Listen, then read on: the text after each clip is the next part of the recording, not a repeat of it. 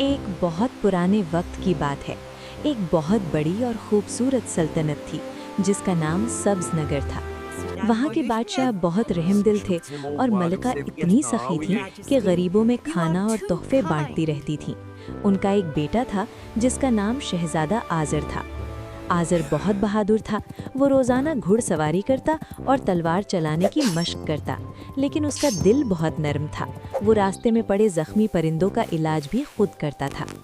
इस सल्तनत के बिल्कुल बराबर में एक और सल्तनत थी जिसका नाम नीली वादी था। वहाँ की शहजादी ज़ोया अपनी ज़हानत के लिए मशहूर थी।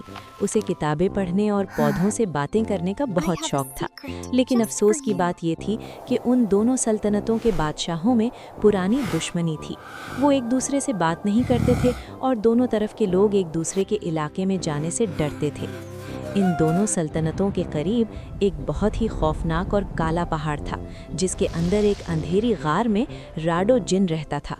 राडो जिन एक बहुत बड़ा और ताकतवर जिन था जिसका कद बादलों को छूता था और उसकी आंखें आग के अंगारों की तरह सुर्ख थीं। राडो जिन को खुशी और दोस्ती से सख्त नफरत थी। वो चाहता था कि इंसान हमेशा आपस में लड़ते रहें और वो उन पर अपनी हुकूमत कायम करे।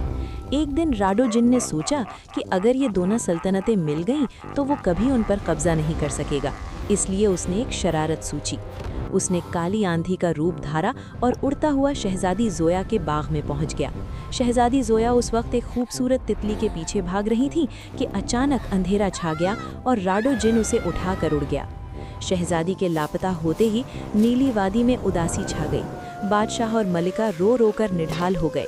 उन्होंने पूरे मुल्क में ऐलान करवा दिया कि जो उनकी बेटी को बचाएगा उसे आधी सल्तनत इनाम में मिलेगी।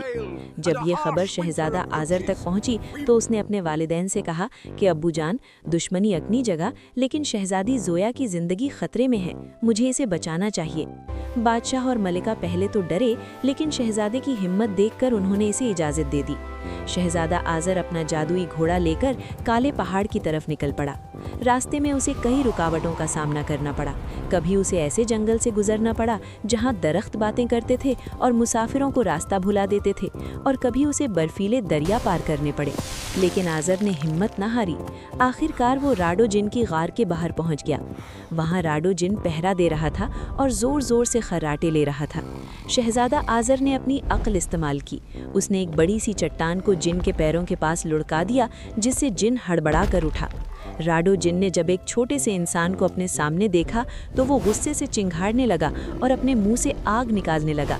शहजादे ने बड़ी फुर्ती से अपनी ढाल आगे कर दी और जिन के वार से बचता रहा। आज़र के पास एक जादुई आईना था जो उसे एक बूढ़े फकीर ने रास्ते में दिया था। उसने वो आईना राडो जिन की आंखों के सामने कर दिया। जैसे ही जिन ने आईने में अपनी हैबतनाक शक्ल देखी, वो खुद अपनी ही शक्ल से डर गया और उसकी जादुई ताकत कम होने लगी। इसी मौके का फायदा उठाते हुए शहजादे ने अल्लाह का नाम लिया और अपनी तलवार से जिन के हाथ में बंधी जादुई जंजीर तोड़ दी। जंजीर टूटते ही राडो जिन एक छोटे से मच्छर में तब्दील हो गया और डरकर दूर जंगलों में भाग गया। शहजादा गार के अंदर गया जहां शहजादी ज़ोया एक पिंजरे में कैद थी। शहजादे ने उसे आज़ाद किया और वो दोनों बखैरियत वापस अपनी सल्तनतों की तरफ रवाना हुए। जब वो वापस पहुंचे तो दोनों सल्तनतों के बादशाहों ने शहजादा आज़र का शुक्रिया अदा किया। उन्हें अपनी पुरानी गलतियों का एहसास हुआ और उन्होंने फैसला किया कि अब वो कभी नहीं लड़ेंगे। शहजादी ज़ोया ने शहजादा आज़र को अपनी पसंदीदा किताब तोहफे में दी और दोनों बेहतरीन दोस्त बन गए। दोनों बादशाहों ने अपनी अपनी सल्तनतों की सरहदें खोल दी और एक बड़ी दावत का एहतमाम किया जिसमें गरीबों को जी भर कर खाना खिलाया गया। यूं राडो जिन की बुराई खत्म हुई और शहजादा आज़र की बहादुरी और शहजादी ज़ोया की हिम्मत की वजह से दो दुश्मन सल्तनतें हमेशा के लिए एक हो गईं। सब लोग हंसी खुशी रहने लगे और बच्चों को ये सबक मिला कि बहादुरी और सच्चाई की हमेशा जीत होती है।